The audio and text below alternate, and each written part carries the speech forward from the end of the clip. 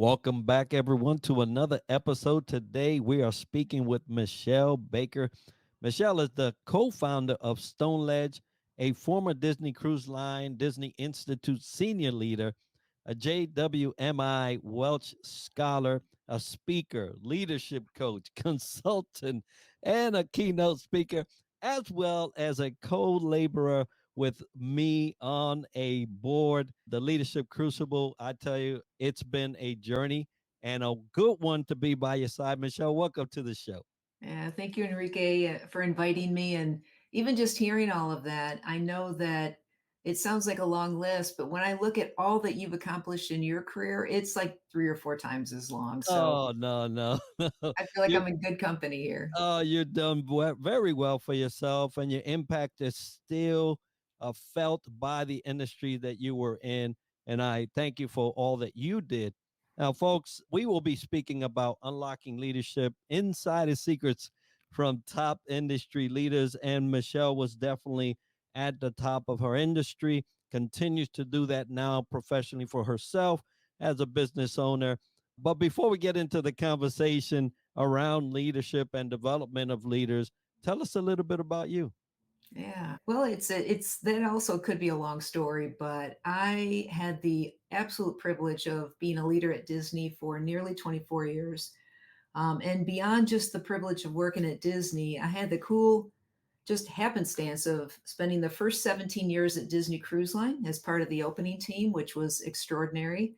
Talk about a group of passionate, driven, focused individuals and leaders. That was really showing up in the right place at the right time. So 17 years with Disney Cruise Line, 15 years shoreside, and then 2 years on board ships as an officer.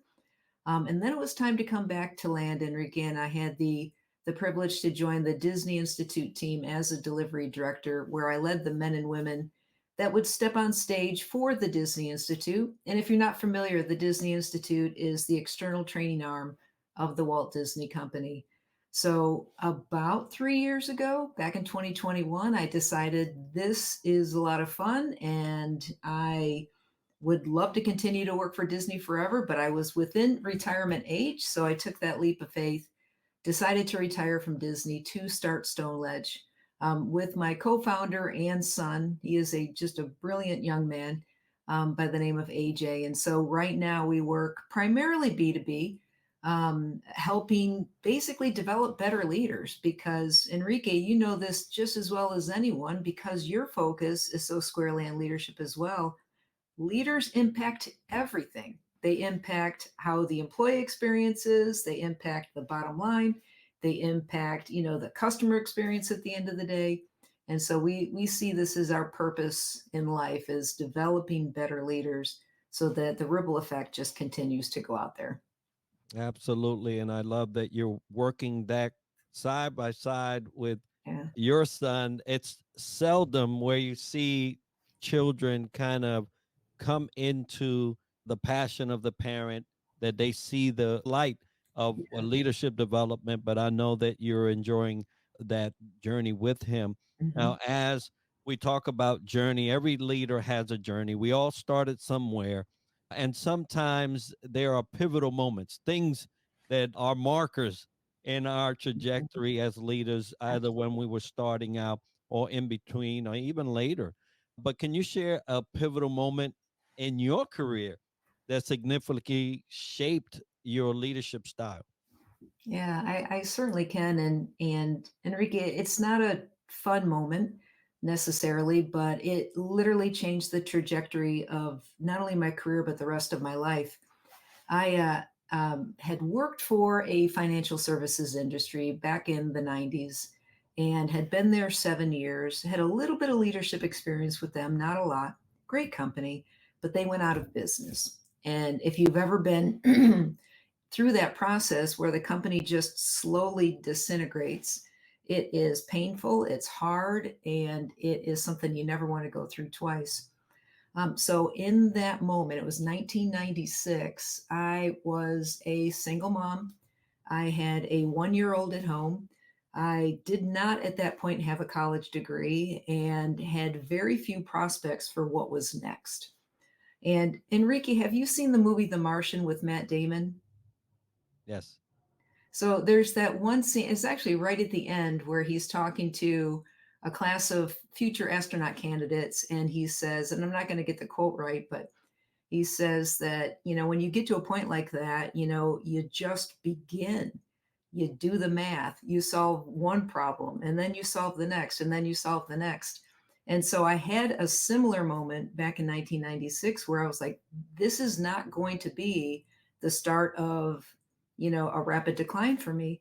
And so I ended up, I was in Orlando, Florida at the time. So I ended up driving down to Walt Disney World to casting to get a job for a year or two, because I thought that that would be a good building block to kind of reboot my career.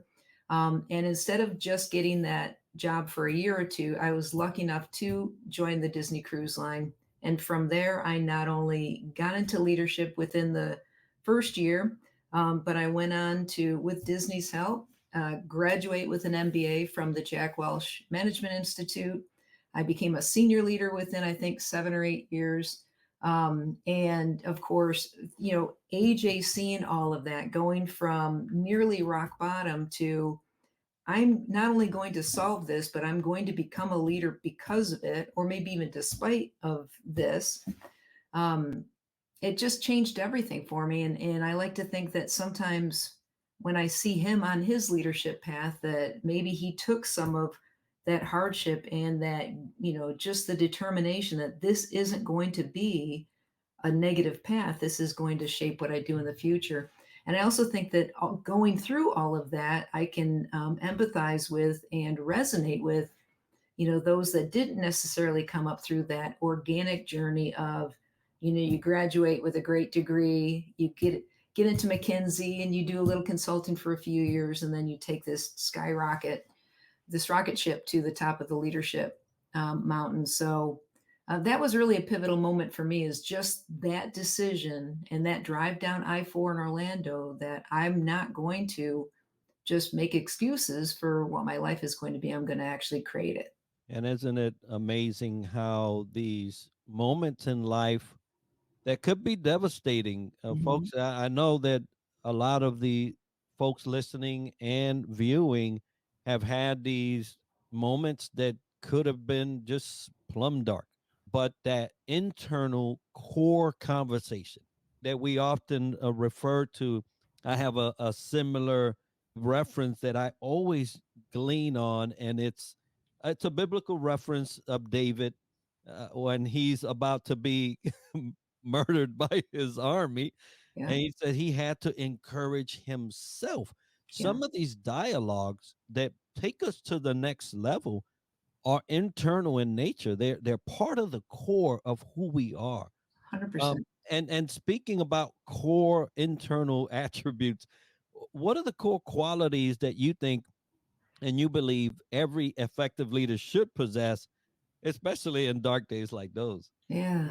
I like the way you phrase that up too, Enrique, because we call it inner narrative. You really need to manage your inner narrative, because you can have all the success in the world. And if your inner narrative is telling you not enough, or you're not enough, or, oh, we messed up again, it's just going to be a really rocky path. And so I'm totally, aligned with you in that point. So a strong inner narrative, and just knowing that, I know this is going to sound a little cliche, but I really do believe that it's reps, not regrets. It is, even things that you look back and say, I wish that had gone better or smoother, or I wish I had done something differently. Instead of having it be a regret, we think of it as a rep. And what can we learn from that? Like, what could have gone better? I'll steal a quick phrase from, there's a professional soccer club here in Chattanooga where I live, and they use a phrase after every match. They talk about what went right, but then they also talk about even better if. And so it would have gone even better if this or that happened. And I think as leaders, that's the true core competency, is to always look at what's going on with your inner narrative and how can you learn from everything that's going on. But beyond that, I would say that three core competence, we just talked about this yesterday, so it's fresh on my mind, but three other core competencies that I think every leader needs to have, especially leaders with direct reports, They need to be able to articulate what role clarity is for everyone that works for them. So providing that clarity, what does success look like? What do I need from you? What are my expectations? And then the middle piece is just as important, and that's the support. It's being able to show people through your actions, your words, and how you work with them, that you support them, that you have their back, that you're going to break down those barriers for them, that you are going to kind of reinforce what you need. And then the third one is the hardest one, in my mind, Enrique, for a lot of people, and that is accountability slash feedback. That ability to let people know, hey, you're on the right track. This is going really well. And I recognize that you're taking the right steps, but also that accountability, like, these were my expectations, and tell me a little bit about what's going on, because I think we're probably going into areas we don't need to. So clarity, support, and accountability, I think, are things that every leader could use in a day-to-day function even. Yeah, great core values, great core competencies to have. With no doubt, those will serve you well Hmm. from the internal, right, singular perspective as we're growing into whatever leadership trajectory you're on. And we have these inner things that we have to kind of piece together, make sure that they're right and aligned. I know you do a lot of aligning, right? Yes. Align Yeah. to what we really want to see. And then there are these external factors, right, that we kind of come together and come alongside to help us on our journey. We're both, and I mentioned this, the Leadership Crucible Foundation, Yeah. board members there, and fortunate to be in that company of all Mhm. those great leaders. But a lot of the things that we do is leadership development through a coursework, through mentorship, through counseling, coaching, all the things that we have external tools for the leaders. So how do you approach like mentoring and developing the next generation of leaders within the organization that you're leading? Yeah, I like that question a lot for a couple of reasons. One is it's easy to say provide clarity, support, and accountability. Definitely peeling back the curtain a little bit, the early stages of Stoneledge.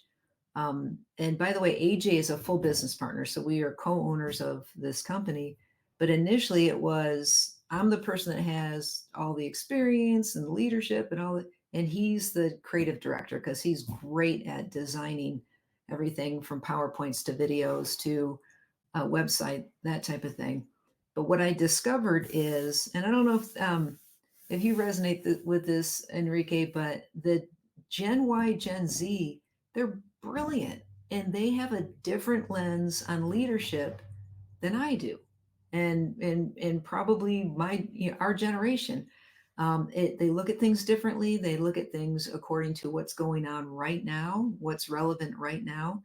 And so I think when I think about what is missing with a lot of people in Gen Y, Gen Z, is just the experiential part of it. It's having gone through things that worked really well, gone through gone through things that didn't work at all. Those hard times, those fruitful times.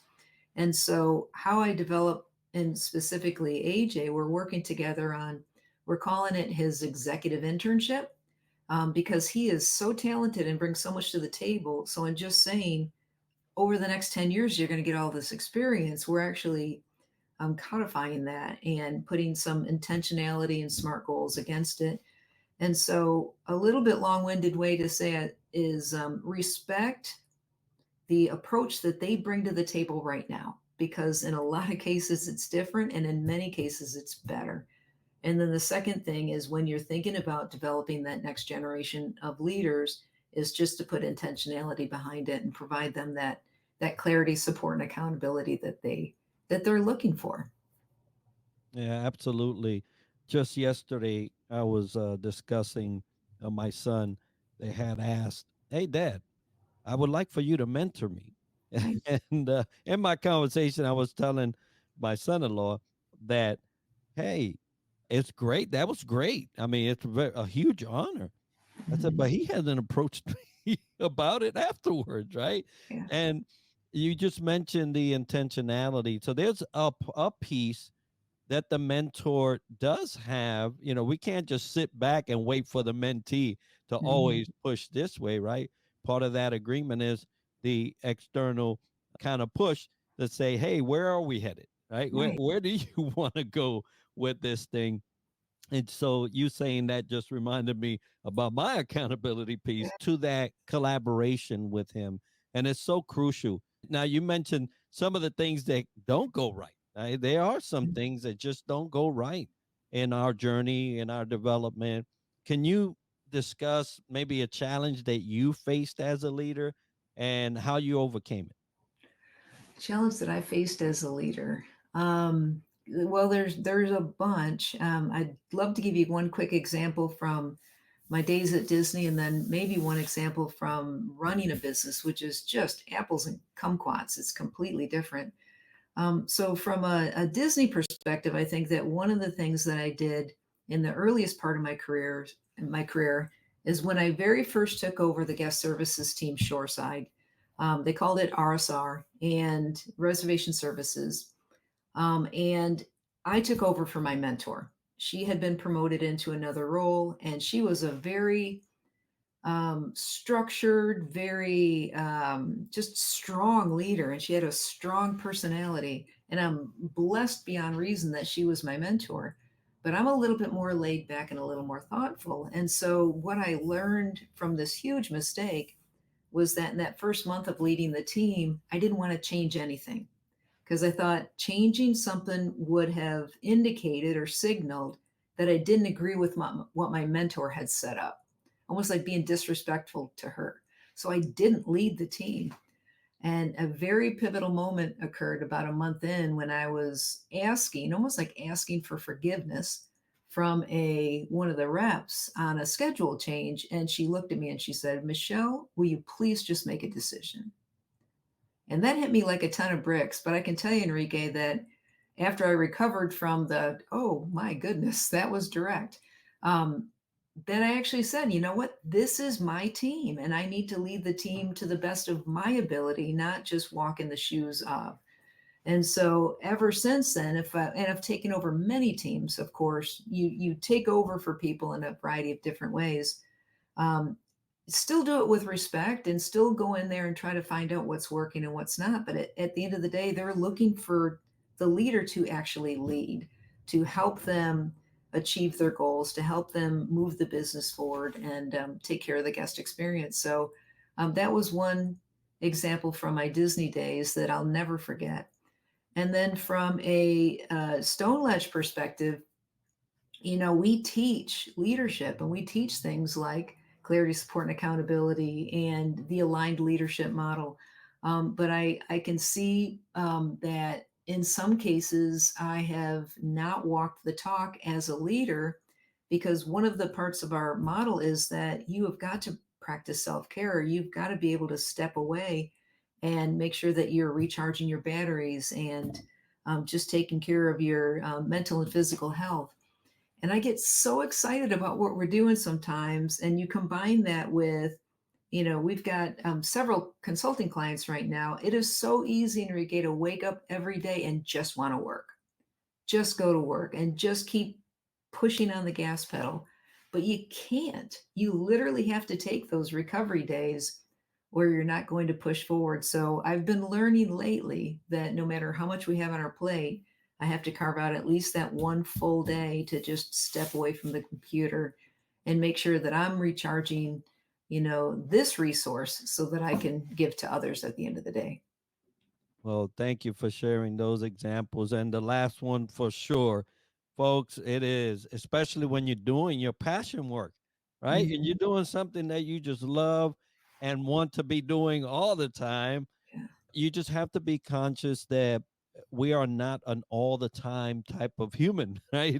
We're not robots. So we have to intentionally take those pauses if necessary, or even schedule in some time for R&R or however it would be. Not so long ago, a person asked me, "Hey, when do you start work?" I say, "I start work at 10 o'clock in the morning." Nice. They were like, "What? At 10 Mhm. o'clock?" I said, "Well, if I aim to last long, I Mhm. have to know when it is that I optimally act, right? Where I actually start, doing some great work and give me some time because I'm retired. So, Nice. but Good. yeah, it's a great advice there. Now, when you talk about a mentorship, the development, the pursuit of positions. How do I get to my next spot? Everybody has these goals, right? Hey, I want to get to that mountain that that Michelle got to with Disney. What advice would you give to someone aspiring to become a leader in their field nowadays? Yeah, I think that the number one piece of advice I would give anyone that wants to get into leadership for the first time is to look at it through three different lenses and then take as balanced an approach as you can. And the three lenses are you got to take care of your people. So you have to develop your people. And there's a ton of information out there about how to coach, how to develop, how to mentor, how to treat people with respect and empathy and kindness. So that's a big part of it. But Enrique, to me, that's only one third of it. It's almost the part that most people get right. It's like, I'm going to be good to people, I'm going to develop them, I'm going to provide that clarity, support, and accountability. But that's one third. The second third is you also have to drive business results. We were all hired, especially if you're in corporate America, you were hired to help the business thrive. And yes, part of that is taking care of people, part of that is the guest or the customer experience. But the more a new leader can understand what the values of the organization are, what the goals of the organization are, what the goals of their leader, what the goals of their leader are, then they can help prioritize and drive the right business results. And I think sometimes that's a missing piece for new leaders is they get caught up in the whirlwind, as they talk about in the four disciplines of execution. They're just task managers. They just manage tasks all day long, as opposed to actually, cultivating the skills required to lead, which means driving prioritized business results. And then the third part is what I admitted to not always doing well recently, anyways, which is you have to develop people, prioritize and drive the right business results, but not at the expense of your own self care. And I know that early in my career at Disney Cruise Line, when I first became a leader, I gave everything to the business, everything to my cast members, like just everything. And what I had left when I went home at the end of the day is I was raising this great young man. So I just gave everything to him. And I recognize now, looking back, that I really didn't do a lot for just me. I just didn't. I felt like I didn't have time, and I would have time someday. So I think when it becomes a situation where you're going into leadership for the first time, remember to take care of your people and develop them and provide them that clarity, support, and accountability. Don't forget to drive, prioritize business results, and then make sure you're still carving out time for yourself. Yeah, wonderful advice there for any leader looking to excel at what they do and move on the ladder or path, let's say, Mhm. into your leadership slot, wherever that may be. So thank you for that. Now, you have your company, you're doing great work there. So what do you have coming up? I saw not too long ago you was at a conference, a lot of headliners there virtually and doing things online. But what do you have coming up, and how can the listener or viewer get a hold of you? Yeah, we are right now, we're in the middle of our busiest season, which is definitely a blessing. We're working with a couple of consulting clients, and a lot of August I will be on site with this incredible. In fact, if you're in Tennessee, I don't think they mind me saying it out loud, but I'm working with Aspire, which is an inspirational recreation park outside of Knoxville, Tennessee, and they're in Clinton. So we're going to be on site with them for about a month doing their culture and leadership training. But anyone close to Knoxville, they're not open yet. So figure, a little bit later this year, after, later this summer. But that is going to be just an incredible place to bring your family. They have all this adventurous things to do, but they also have a signature restaurant in the middle of it. Really phenomenal. So we're doing that. I'm also doing quite a bit of leadership coaching. In fact, in Reiki, if you don't mind me saying, I'll have spots open again for leadership coaching. I think it'll probably be about the first week of September. We're fully booked right now, but that's a lot of fun too because it's just that one-on-one coaching and mentoring for mostly senior leaders and executives. But other than that, we are planning some really cool online events and online offerings that'll probably be out in the September timeframe. But all related to that aligned leadership model and how you can develop others, prioritize your business results, and then practice and prioritize self care. Now, is there a specific website you want them to go to? Can, LinkedIn maybe? Yeah. Yeah. Our website is gostoneledge.com. So go and then stoneledge.com.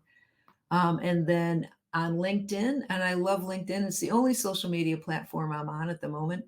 But on LinkedIn, it is Michelle Baker, MBA. Outstanding. Well, folks, we will have all those links and information as part of the show notes and video so you can get a hold of Michelle and all the great stuff that she is doing. I want to remind everybody that today's episode is sponsored by Fantail Services and Superpass, which are powering our website and app, Southern Sweet and Sassy Coffee, the Outlier Project, and dooko. And if you've enjoyed this episode and learned something interesting about the topic covered today, make sure to subscribe and let us know. And we're always looking for new ideas and guests that can add to the show. So if you know someone or have a topic that you would like featured on the podcast or want to sponsor our show, we love to hear about it by emailing us at triadleadershipsolutions@gmail.com. And this podcast is brought to you by StreamYard, a browser based tool that lets you stream to any platform and record podcasts in studio quality. And we're using it to record this podcast. Be sure to tune in next week for another episode where we dissect leadership from another angle. And as we like to end the show, success to you.